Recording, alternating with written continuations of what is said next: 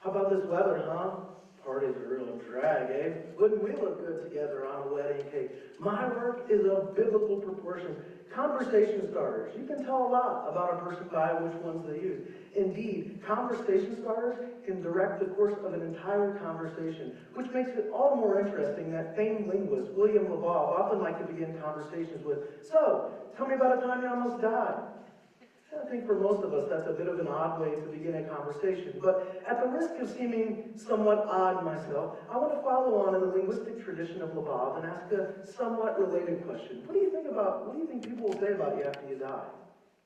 That's somewhat of a sobering question, and part of the reason for that is because after the fact, well, we can't really do anything about it.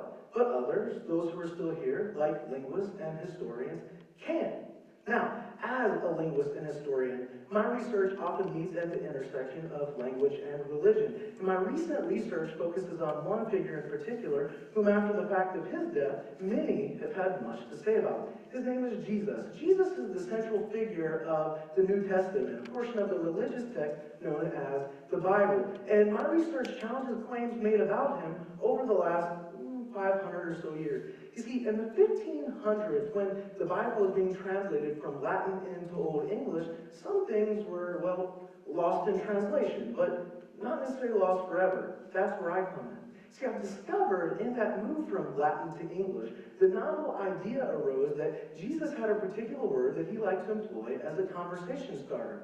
Now, in his native language, Hebrew, and then in Greek, and then in Latin, this had always been amen. But with Old English, that all changed. In Old English, it was translated into solece, which is where we get our word surely from. And soon after, this became a synonym with words like truly and verily. And so amen was supplanted by English mistranslations, and in the process also moved from the end of a statement, where an ancient Jew like Jesus would have used it, and like everybody else in the world still uses it today, to confusingly the start, where words like truly, surely, and verily appear in English. And this affects 75 of Jesus' teachings in the New Testament. And it causes people to misunderstand some of the things he was attempting to convey. But my work offers some clarifications. And imagine, using the linguistic skills acquired here at UK, my research actually has the potential to update the language of every single translation of the Bible going forward. And as a result, has the potential to affect millions. I'm thinking particularly of the 282 million, or 88% of Americans who own and read a Bible. And friends, that's a conversation I'm ready to start. So, can I get an amen?